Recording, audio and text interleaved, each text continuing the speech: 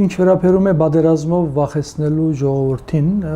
հայտնի հնարք է, հասկանալի է։ 18 թվականին միջայլոց մեր ցայները փախցնելու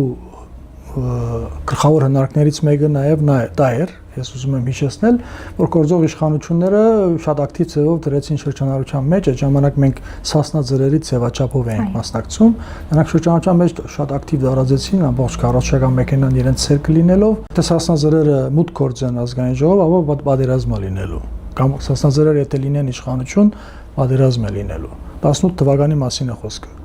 Թույլ չտվեցին, որ մենք մուտք գործենք, 20 թվականին մենք բادرազմը ստացանք։ Ես վստահեցնում եմ ցեզ, որ եթե մենք իշխանության մաս կազմած լինեինք, առնվազն հավանականությունը մեծ էր, որ բادرազմը կգանխվեր, որովհետև բادرազմները գանխվում են բادرազմին պատրաստվելով։ Եթե ուզում ես բادرազմը հեռանա քեզանից, դու պետք է հնարավորինս լավ պատրաստվես այդ բادرազմին։ Եվ մեր ամբողջ կոնցեպտը դա էր, որ պիտի ժամանակ չկորցնել եւ պատրաստվել բادرազմի հայտնի ազգբանակ խոսույթը կարող ենք ասել մենք ենք դրել շրջանառության մեջ տարիներ առաջ 18 թվականից շատ ավելի առաջ այսինքն եթե մենք 18 թվականին մուտք գործած լինեինք իշխանության մաս կազմած լինեինք ինչպես ասեցի հավանականությունը մեծ է որ կանխվեր բادرազմ իսկ եթե լիներ բادرազմ վստահաբար այս արդյունքը չէր լինելու